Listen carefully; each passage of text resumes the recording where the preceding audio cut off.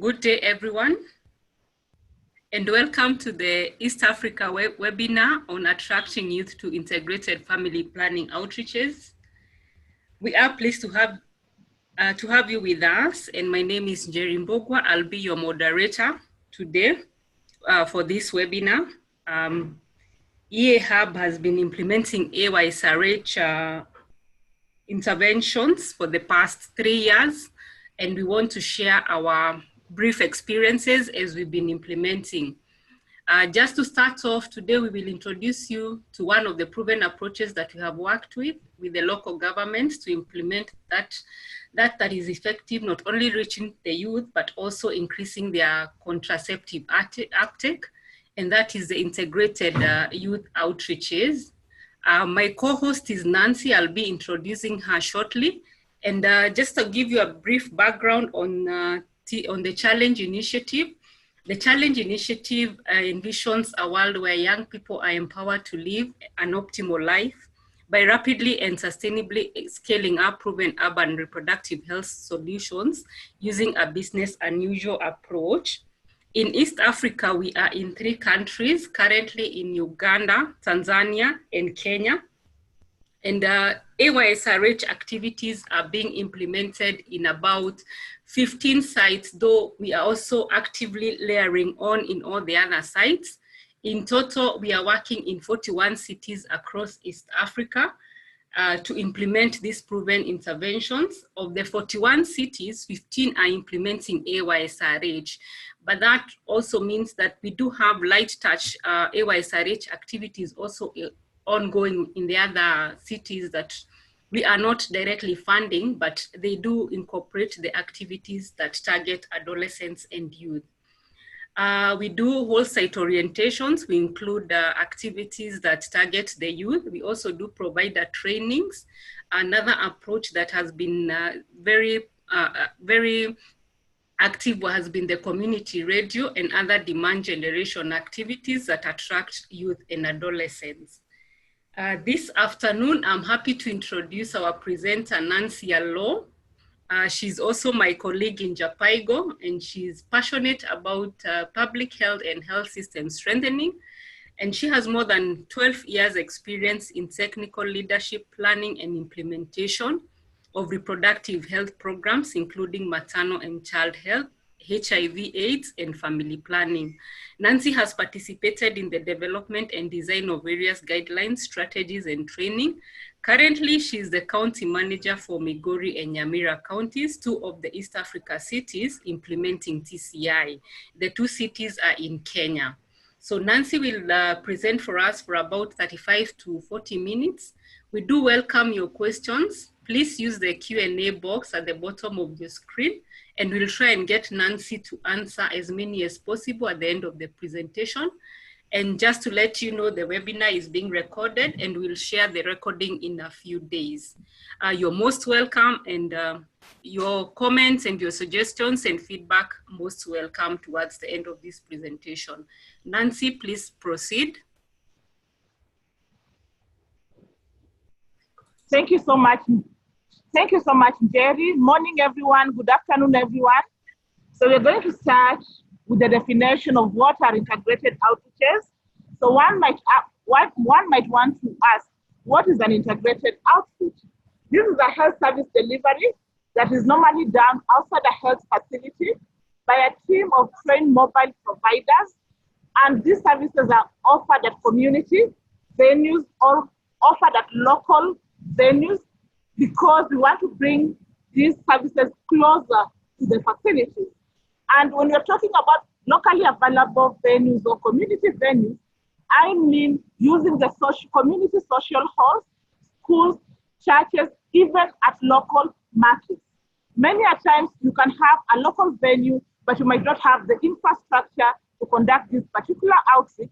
And in such cases, you can have a wagon that you're able to transport it to these local venues for you to have these particular outreaches. Next. So why are these outreaches important to us? These outreaches are important to us because they're able to help us increase access to services among the underserved urban poor population. And for this case, we're talking about the youth who are below 24 years of age. Then these outreaches equally help us to eliminate barriers to accessing contraceptive information and services at health facilities. We know some of the challenges that our young persons face in terms of accessing contraceptive information and services at our facilities because of some of the socially and culturally instigated stigmas that we face in our society. Hence, these outreaches help eliminate some of these barriers. And again, these outreaches are important because they offer an opportunity for closer interaction between the health facility staff and the community.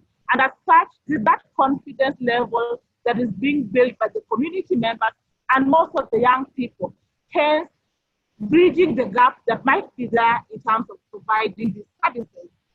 And finally, when we do this particular outreaches, it provides an avenue for improving health facility competency through coaching and mentorship.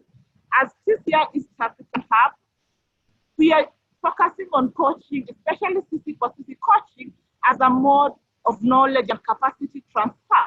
Hence, during these particular outreaches, is an opportunity to continue the coaching so that we are able to have a pool of competent providers who are able to provide continuous youth-targeted outreaches. Then, statistically, I just want to reiterate why these outreaches are important. Lisa next. And I want to focus on two main issues while we're conducting these outreaches. Like, for example, in Kenya, one of the East African countries, we get that 3 out of 10 students who enroll for schools in class 1 fail to sit for their Kenya Certificate of Primary Education. And this is because of early teenage pregnancies. And when we conduct such outreaches, we are able to provide an opportunity for our young girls to stay in schools, longer. Moreover, we know that the HIV infection rate and STI among our young population is quite high, with the new HIV infection standing at 33%. Hence, when we integrate these particular outreaches, we're able to do early screening and treatment of STI, sexually transmitted infection, including HIV and AIDS.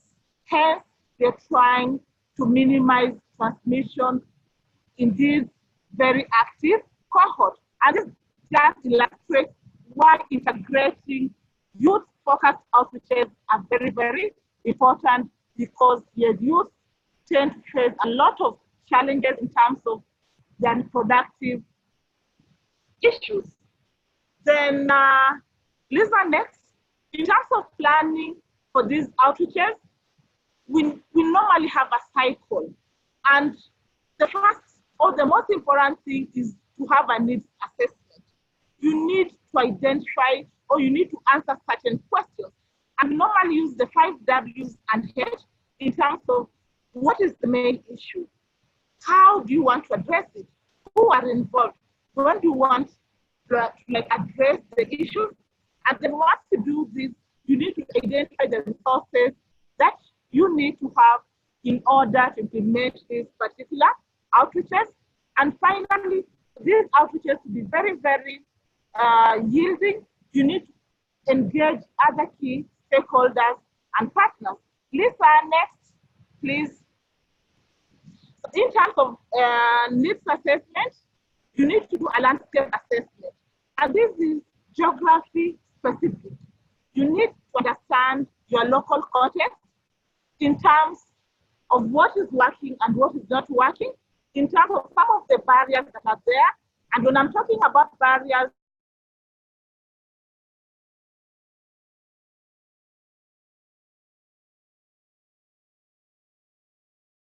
Nancy, we just lost you. We lost you at barriers. Thanks everybody for calling in.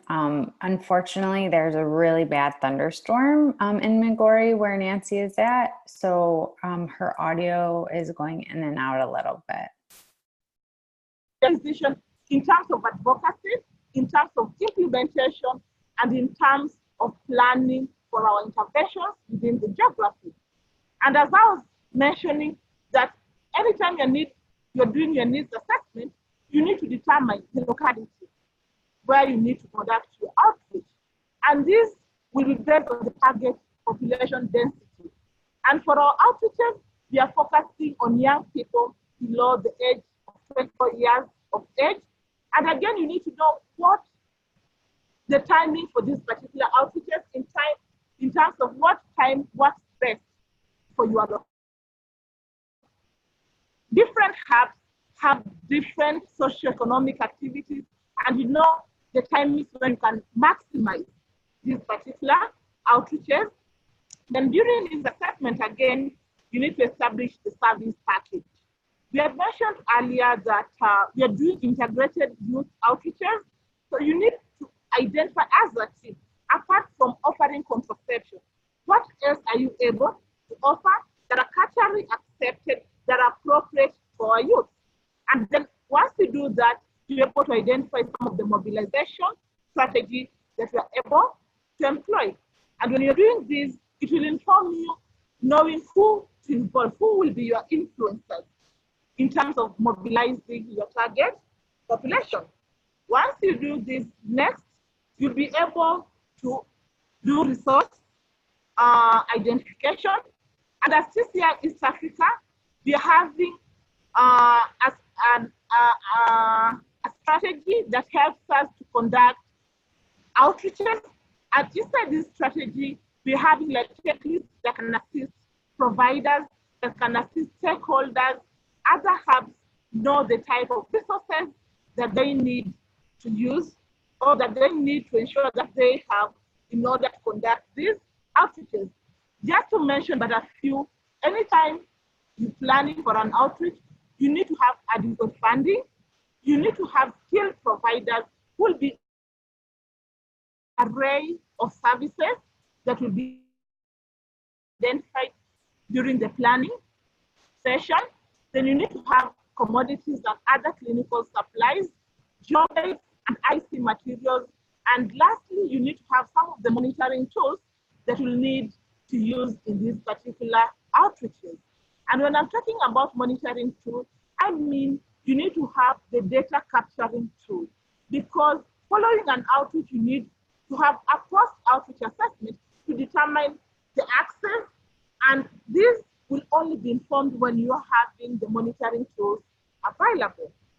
Once you're able to do this, next, Lisa, you need to identify the key stakeholders who are able to support or who you're able to work with to ensure that these outreaches are able to yield better results. And this one will bring us to the third step, which is about collaboration and partnership. And as a hub, we've realized that youth issues are beyond health issues. You need to bring different stakeholders and partners on board so that we are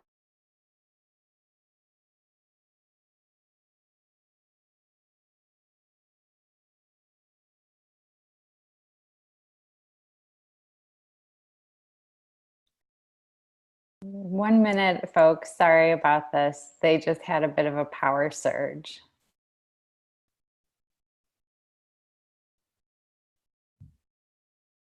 From the beginning, in terms of planning, and Nancy, sorry to interrupt you.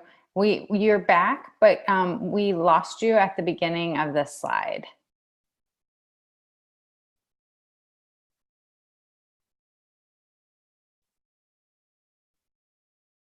Can you hear us now?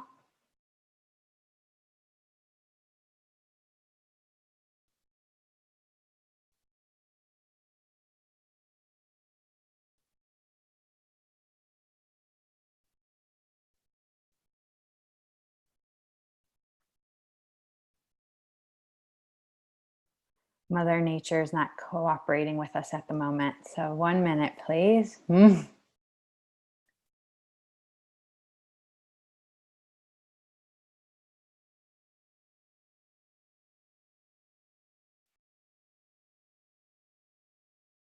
I think Nigeri's going to jump in where Nancy's left off while we work on seeing if we can get Nancy back.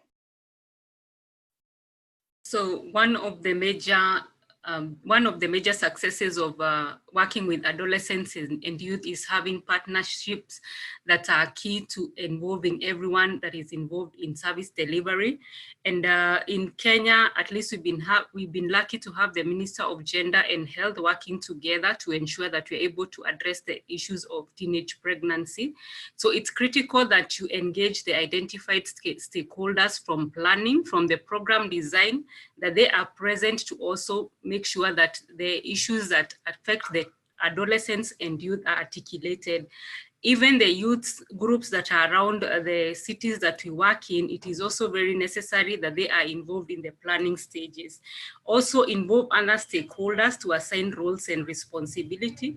And these stakeholders also involve communities and the parents within those cities that you are working in to ensure that there's a lot of buy-in. So stakeholder engagement and collaboration also facilitates co-sharing because you're able to get more resources to ensure that the activities have a wider reach and are also sustainable once the challenge initiative leaves the city. To conduct an integrated outreach, you need to be able to select a site that has a high population relatively to the population density. You also need to consider a location that is centrally placed for ease of access for clients. In most situations, we find that marketplaces are ideal, and also in areas where the youths really gather, like the joints where they play various sports.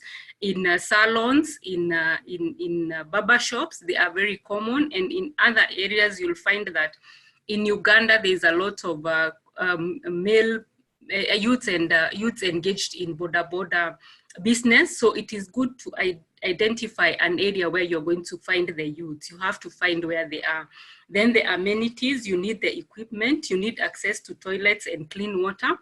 And then also make sure that if they are not available, you can provide portable toilets and also provide water. Then personnel, availability of trained personnel to provide the integrated family planning services is very crucial. We also have to have the data on health indicators. Outreaches should be informed by data for unmet need for contraceptive services to ensure you are able to target your activities where they are needed more. Thank you so much, Nigeri. It looks like Nancy is back on. Nancy, can you hear us?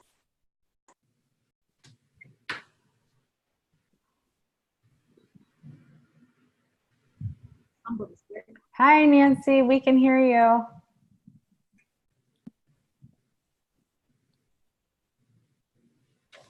Can you hear us, Lisa? Yes, we can hear you, Catherine. Oh, wonderful. So Nigeri just provided us with the selection criteria. Can we continue? Yes, you're at why integrate. Okay, why do we need to integrate these particular services? Sorry for that mishap. We are having connectivity issues. We need to integrate these services because one, it provides an opportunity for provider-initiated family planning.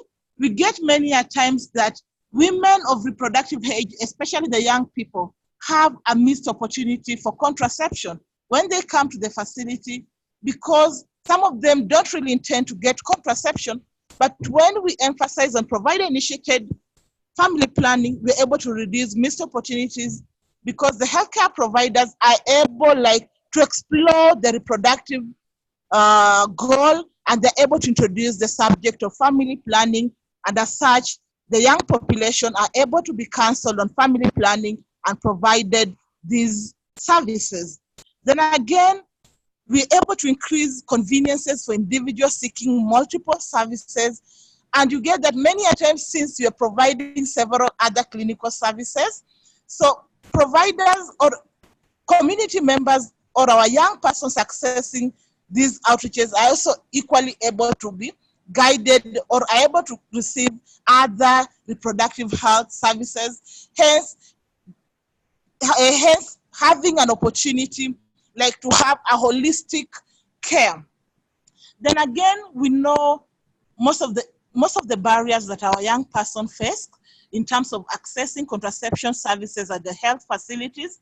And so when you're having integrated services, it provides a mask for our young persons who wants to seek contraceptive services without the larger community knowing which type of services that they're coming to access.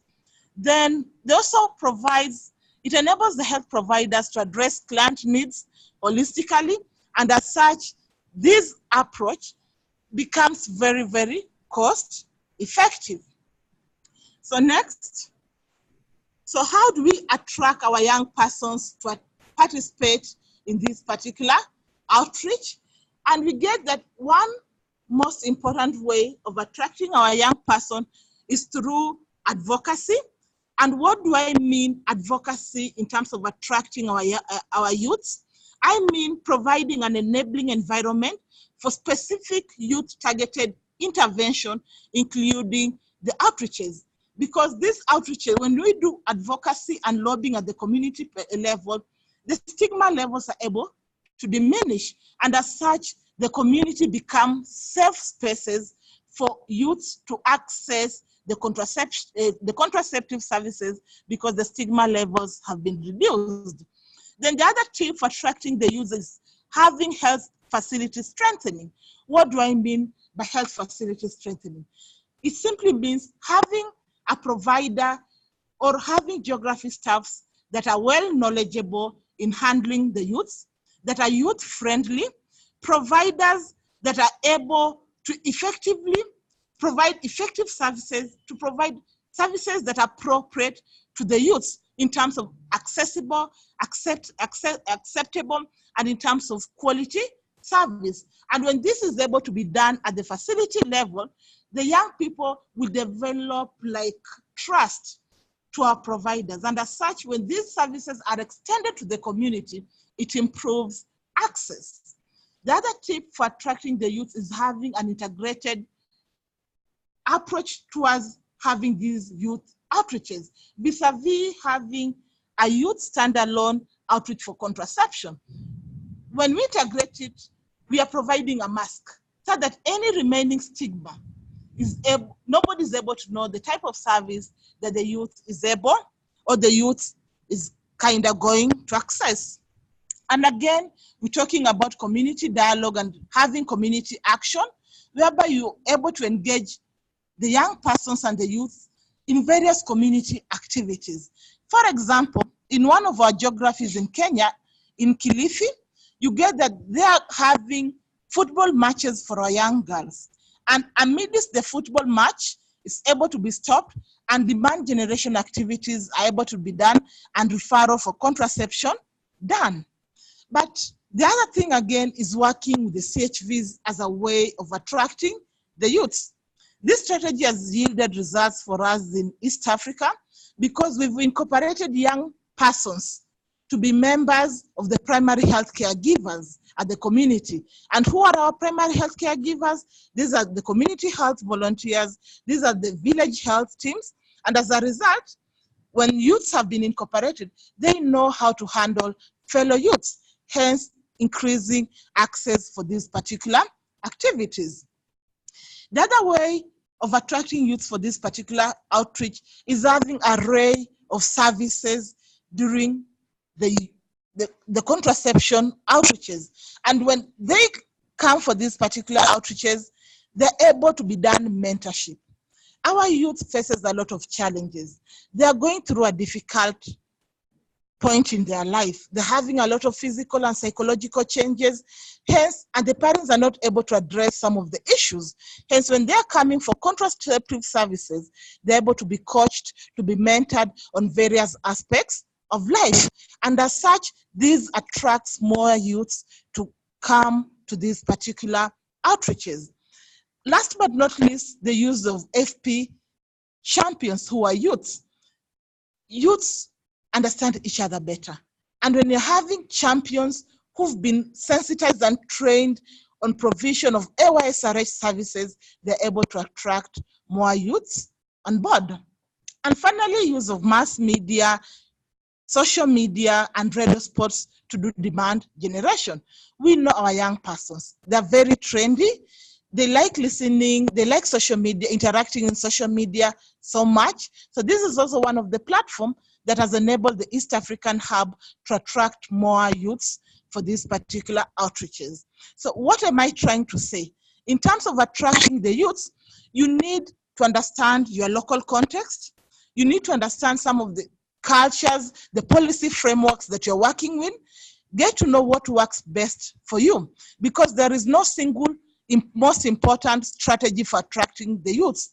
Many a times you need to combine most of these strategies if you have to have the most yielding outreaches. Next, in terms of other considerations for attracting the youths, again, you need to follow the standards for providing youth-friendly services in terms of having confidentiality, privacy and confidentiality in provision of these services with shorter waiting times. You need to engage the youths from planning to implementation so that the other youths feel motivated to access these particular outreaches. Then again, you need to have a comprehensive package that is a youth-friendly and age-specific package, because during mobilization or demand generation, you'll get very young youths who actually at that particular point do not need those contraception services, but are rather they're able to be agents of change. Next, in terms of service delivery, that is on the actual day of service, normally in any outreach, we have the lead. And the lead ensures that the team comes at the site early enough, prepares the site, arranges the commodity and the various service provision station. And before they start the implementation, the lead needs to prepare a brief of the processes and client flow. This enables, this prevents backflow of client and ensures smooth flow of services. And again, when doing these particular outreaches, during the actual implementation day, coaching needs to continue in terms of coaching community health volunteers, in terms of their role in creating awareness of use of contraception and their role in terms of demand generation, and coaching of the young people in terms of their life skills and other aspects. And coaching is broad. We're also having providers probably who are not very competent in provision of youth-targeted outreaches. They're also able to be coached because they could be providing other service. Then the other important thing during the actual implementation is provision of quality services. Why am I saying quality? We are talking about quality in terms of counseling our young population for contraception use. And when we are counseling, we are focusing on counseling on method mix, counseling them on some of the side effects, counseling them on what they're required to do when they experience a side effect and when they need to return to a health facility for follow-up. And this is not just about, counseling is not the only component of quality, but we're also having other components like ensuring proper infection prevention practices, good documentation, having providers that are well trained to provide this specific method. But again, since you're dealing with a larger team, we need to focus on emergency preparedness. Sometimes because you're having integrated services, at times you might have an emergency. And how do I define an emergency? You can have a very sick patient that you're not able to assist at that particular point. But as an outreach team, you need to have emergency preparedness in terms of emergency drug and have a referral point where these particular clients can be referred to. Next, in summary, what are we saying? Anytime you want to have a youth-targeted outreach, you need to plan. Plan. Planning is the secret of these outreaches yielding better results in terms of access. You need to plan to ensure you're having resources. And you need to plan in terms of the service providers based on the service package that you are providing. Then mobilization, social mobilization is key, because mobilization is the only way you'll be able to create awareness for the services that you're going to offer in this particular outreach. And you need to maximize the outcomes of the outreach through integration. And when you're doing this, ensure you're having the various tools that will enable you integrate. And finally, ensure quality and monitor and evaluation of that particular outreach. Why do we insist on monitoring and evaluation? Following the activity, you have to conduct what is known as a post-outreach meeting to review the activity, and the results may be used to inform future outreach planning and future outreach services. So as East African Hub, we've experienced a few challenges here and there, and we've been able to adapt and have ways on how we are able to improve on some of the challenges that we've experienced previously. And this we've been able to do because we've been continuously conducting the post-outreach meetings. And one of the challenges that we've experienced as a hub sometimes is inadequate commodities for these particular outreaches. And one way that we've been able to adapt is ensure that we engage various stakeholders during the planning, ensure proper forecasting of the commodities based on data from previous outreaches. Then again, other hubs or other geographies have experienced issues with transport difficulties because of probably seasons. We have seasons that rain a lot, like currently where we are, it's raining seriously. And when we need to have an outreach, probably we might have challenges accessing certain localities. And as such, we tend to plan outreaches during the dry season and engage the community health volunteers during planning in terms of helping us identify alternative location that we're able to conduct these particular outreaches based on our criteria. Then sometimes we experience inadequate demand for these particular outreaches, and these we've been able to mitigate by ensuring we have adequate community mobilization. And when we're doing this, we try to identify the right influencers. Each geography has key influencers. Get to understand your geography well. Get to understand your local context well. Get to know what is working and what is not working. And when you know this, you are able to identify a strategy that works best for you, a strategy that is able to yield better results. Then last but not least, at times, we're having issues with follow-up, especially of the youths that have accessed services at the community outreaches.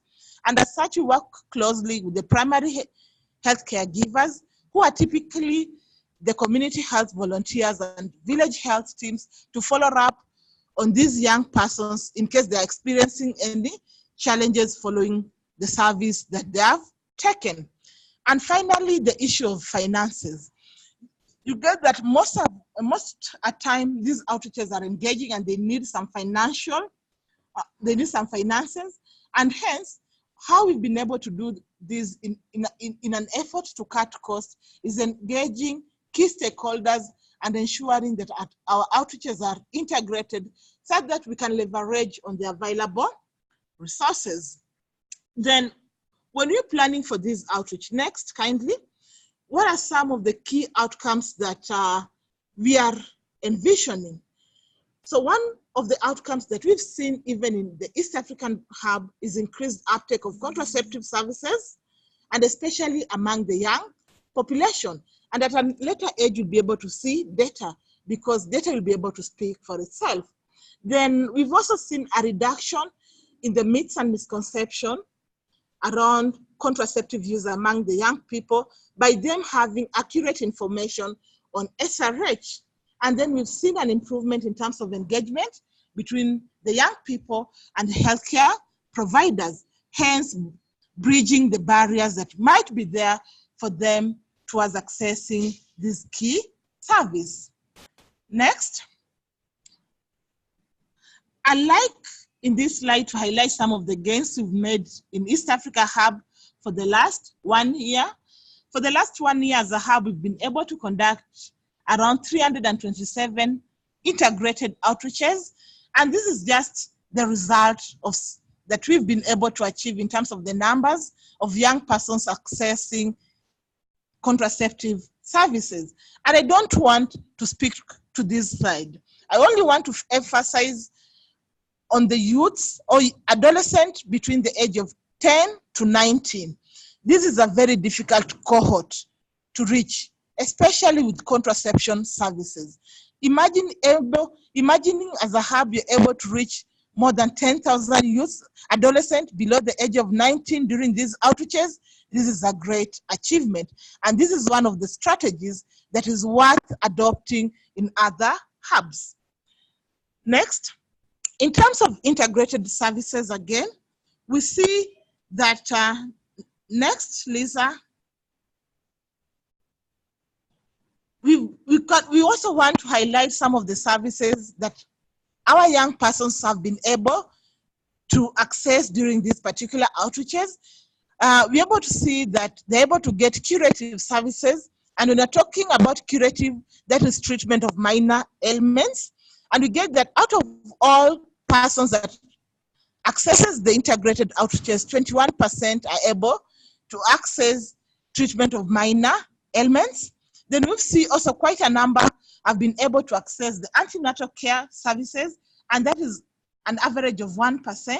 We've seen like 12% accessing the HIV testing and counseling services. So this slide simply depicts the results that we're able to achieve when we do integrated outreaches vis-a-vis doing contraception alone outreaches. Next, Lisa. Next slide. So I also want to share one of our humanitarian story about how we are able to reach people, address the reproductive health need. This is a story from one of our hubs, that is Uganda. And this is a young lady known as Namudu, and is giving us a testimony. She's been having unmet needs for contraception. And every time she intends to use a contraceptive method, she finds out that she's already pregnant. But this particular day, when she was working, or when she was in a local market, she was able to see outreach services going on. And as a result, she was able to get a method. And this is just a story of one, but it reflects so many other women out there, and especially our young population. We are having a lot of unmet needs for contraception. And because of one reason or the other, one might not be able to access them. But outreaches provides an avenue for reducing the unmet needs as told in this particular story. So as a hub, what are some of the lessons that we've learned that is worth sharing and noting? One of the key lessons that we've learned is that youth-targeted outreaches yield better results when conducted during school holidays. This is because we are able to reach the cohort of interest, and that is the young persons. Then the other thing, anytime we need to integrate these particular outreaches, let us not integrate a lot of services. Integrate either 1, 2, or a maximum of 3 other services. This is just to avoid losing focus. And I just want to give or cite an example. When you're doing demand generation and talk about curative services, you'll have a lot of people coming in for curative rather than those coming in for contraceptive services. And again, everything that we are doing is enshrined in TCI University. So using the TCI University toolkit, and especially the toolkit on how to conduct integrated services, is one of the rich tool or reference material any hub could adopt. And if you don't know how to log into TCI University, you just need to have a phone, then have some bundles on, then go to your Play Store, download the TCI University app, register, login, then under the toolkit, go to the East African toolkit, and you'll be able to get under services and supply how to conduct an outreach. This is one of the greatest tool that has enabled us to conduct yielding outreaches.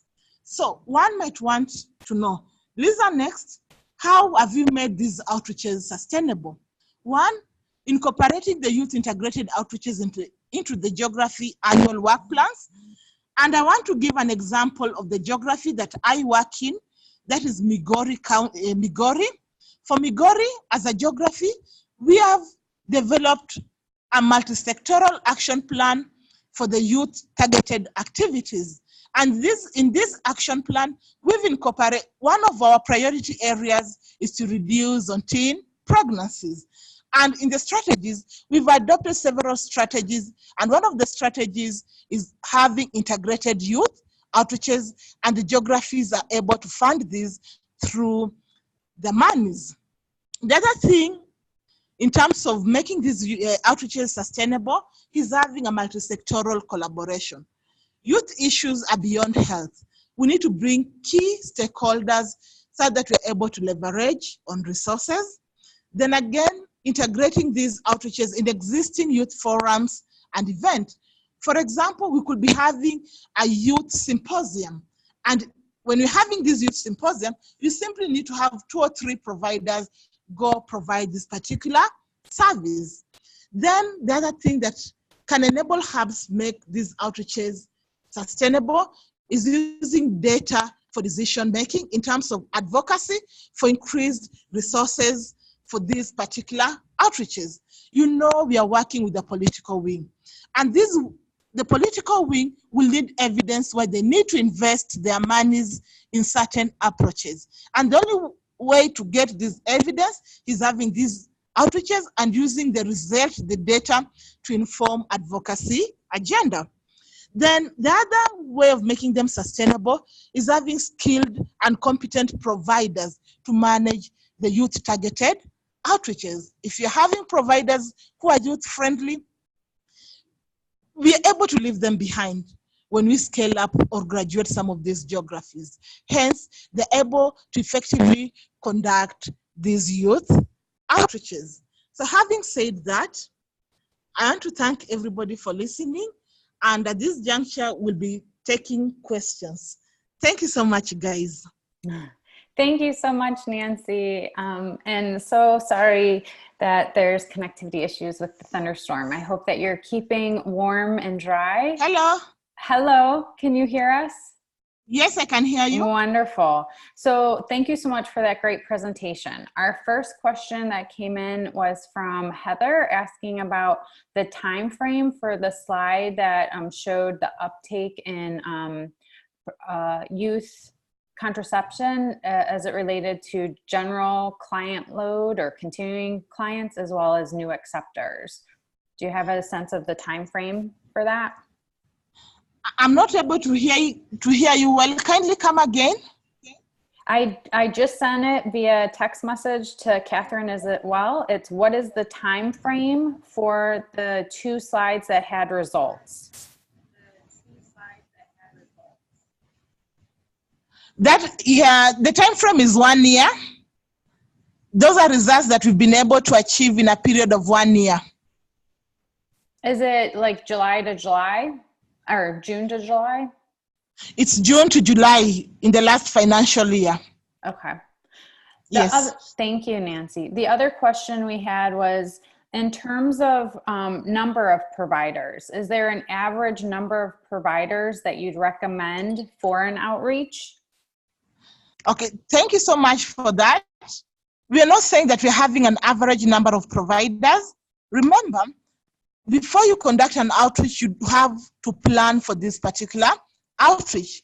What will inform the number of providers is basically the service package that you are integrating during this particular outreach. So the number might vary from either 5 to 10, depending with the service package that you are integrating in this particular outreach. So this is heavily dependent on how you've planned it, the numbers.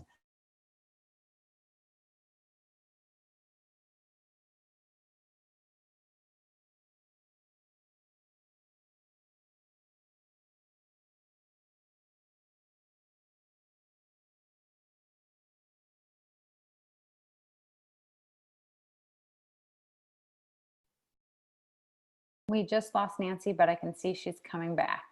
Hi, Nancy. Hi. Sorry about that. We can hear you. You were talking about the number of providers is dependent on the service package. Yes. And then, Lisa, can you? yeah. Lisa, can you hear us? Yes, we can hear you now. Yes. I was saying, in terms of the number of providers, this. Now you're coming in and out. Now we don't hear you.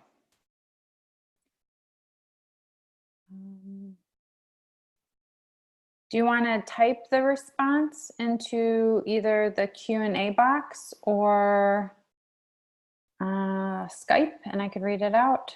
Let's see.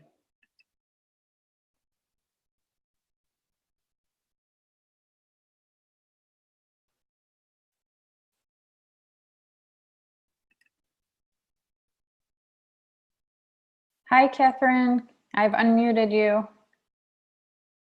Hello. Okay. Hello, are you able to hear me? Now we can hear you, Nancy. Sorry. Yes. I was saying in terms of the number of providers, this has been formed by data in terms of the previous outreaches, how it has been, and it will be informed by the service package that you are integrating. But on average, you can have like from 5 to 10, and this will heavily depend on the service package, and it will be informed by other outreaches that you have conducted. Great, thank you for that. Another question came in from Daoud from India team. He wanted to know, in terms of cost analysis, what is the cost of organizing an outreach? Okay, in terms of cost analysis, again, I can say we have different cost implications. And I cannot give the actual figures, but I can say when you leverage on the available resources, this is one intervention or approach that is very, very cost efficient and sustainable based on the numbers that we are able to reach. And in terms of cost analysis, of course, you need some cost in terms of transportation. You need some cost in terms of having commodities. You need some cost in terms of mobilization, but this is something that is manageable. And in terms of cost analysis, I'll tend to refer them to TCI University under East Africa, under the approach of integrated approaches. The cost implications are clearly stipulated, but basically it's about things like transport, commodities, fuel, basically that.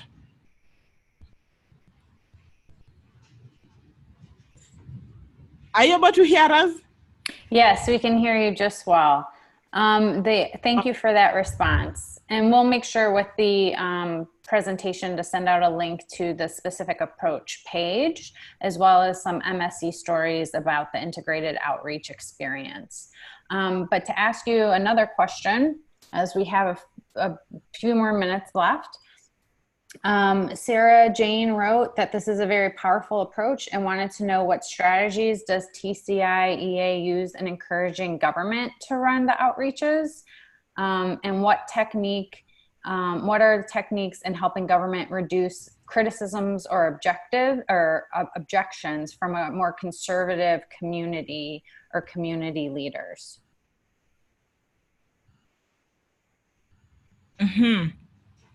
Thank you so much for that question. So how does East African Hub convince the local government to pick up this approach? As a hub, we know the TCI approach. During inception of TCI, we get that the local government must be ready to own the project. There's ownership from the inception period. And you get, when you're doing assessment in terms of the geographies that we need to scale up to, we need to ensure that there's system readiness, there's political readiness, and there's there's the willingness to allocate resources for the high impact intervention. Then in East Africa, on an annual basis, we normally have the annual work plan. We do a lot of advocacy on having some of the high impact approaches incorporated into the geography annual work plans. And we're also doing a lot of advocacy in terms of ensuring that resources are allocated for youth-specific outreaches or some of the high-impact intervention. And as such, in East Africa, we've seen increased resource allocation for these intervention. Then the second question, I didn't get it clearly. Conservative community members. In terms of conservative community members, yes, we're having these. We're having a section of the community that are very conservative, but again, you need to understand your context.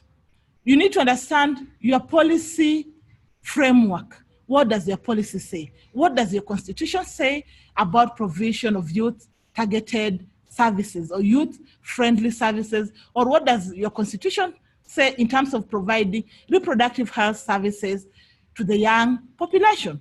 Once you understand the local policy framework, you are able to have targeted messages to these particular conservative groups. You are able to tailor your messaging and advocacy messaging that are tailored specifically on them.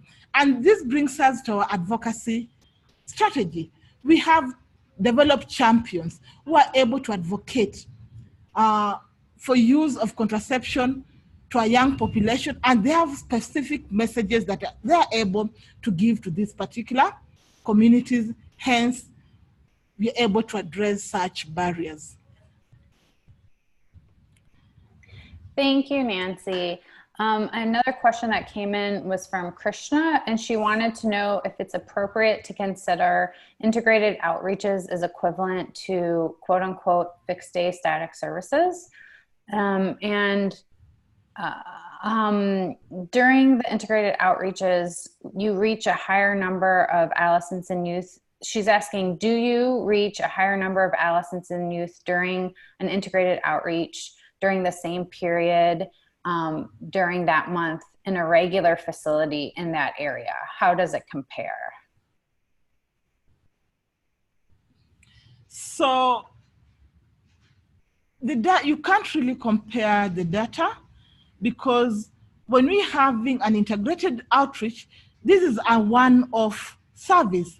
And you get that when we have these outreaches, we tend to reach more adolescents as compared to when we are waiting for them at the facility level. So yes, during outreaches, we are able to reach a high number of youths as compared to when we wait for them to access the services at the facility. And basically, this is because we are doing a lot of demand generation for this activity for that particular designated outreach, vis-a-vis when we are having the routine service at the facility. So the numbers are quite high. And I think just in also response to Krishna's question, I think East Africa's in-reaches would be more comparable to fixed day sex services because they're facility-based, while the outreaches are truly in the community. So that would make them different from at least how fixed day sex services are currently being done, at least in the India context of the UPHC. Another question a comment. True.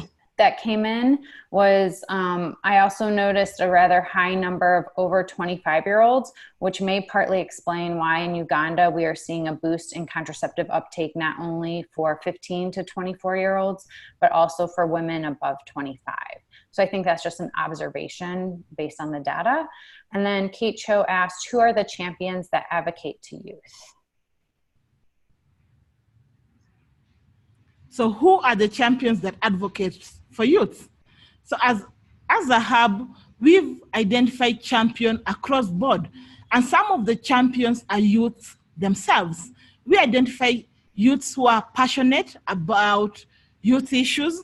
We sensitize them on how to conduct advocacy, on how to create demand for youth activities and intervention.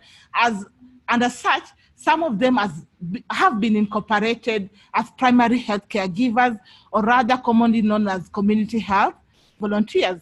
So these are young people that are coming from within these communities that have been identified based on passion that they have towards youth-based intervention. Once they have been selected, they are trained, they are sensitized on various aspects in terms of advocacy, in terms of demand generation for the youth. Hence, they're able to assist us with demand generation for youth-targeted services.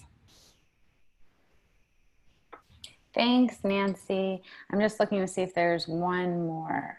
Okay, so this will be our final question for this morning / afternoon.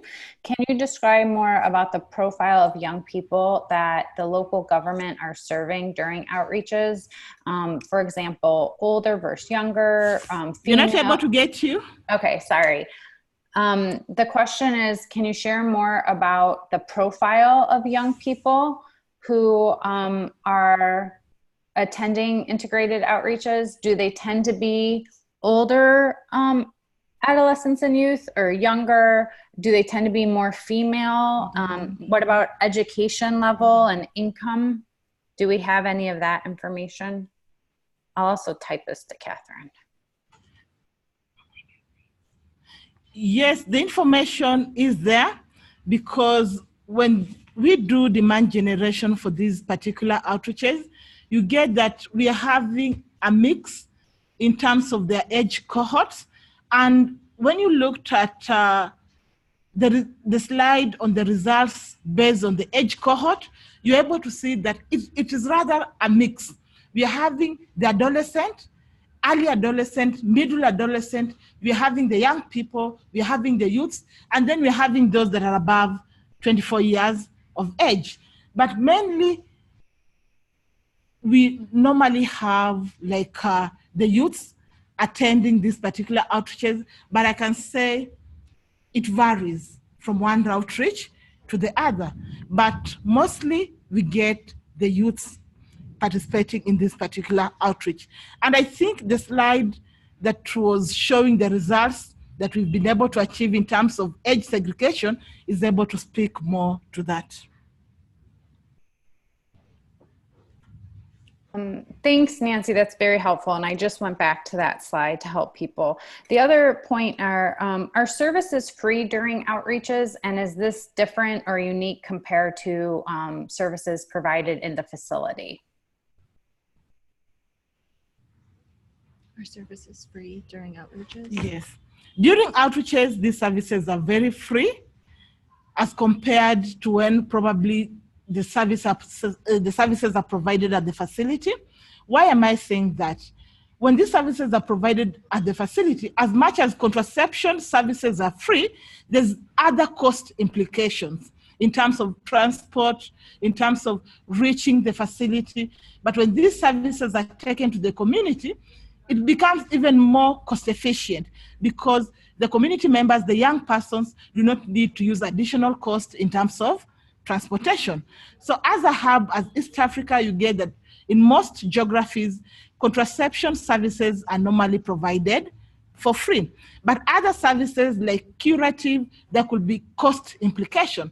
But when these other services are integrated during an outreach, the rest of them becomes free. Hence, they're also able to access these other services at no additional cost. Thank you, Nancy. That's really helpful. The only final question that came in related to the profile of youth who are seeking services during outreaches. Do we track whether or not they're married or unmarried? Do we have a sense of their marital status? Do you find that outreaches are more successful in reaching one type of adolescent versus the other in terms of married, unmarried? This is a question from Ogun State. Busola. Okay, thank you so much for that question. So whenever we are having these outreaches, we are having our primary data collection tools. And if you look at our HMIS, it does not report on the marital status of our young persons.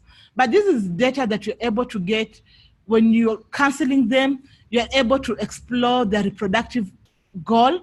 And many times when you're having younger youths below the age, young adolescents below the age of 14, most of them are not married.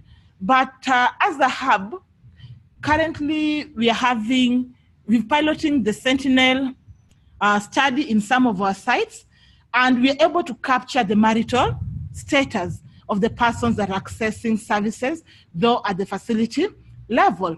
And at times when they're going for these particular outreaches, it's easier to get to know whether a young person is married or this young person is not married, but this is not data that you'll be able to get in the HMIS system because it does not capture that. So primarily, that will be more of a program data that we are capturing. Thank you so much, Nancy and Catherine and Nigeri. We appreciate all your help and support in not only giving this great presentation this morning, this afternoon, but also dealing with all of the technical challenges with the rain. So thank you, thank you, thank you. I think I speak for all the participants who've joined us today.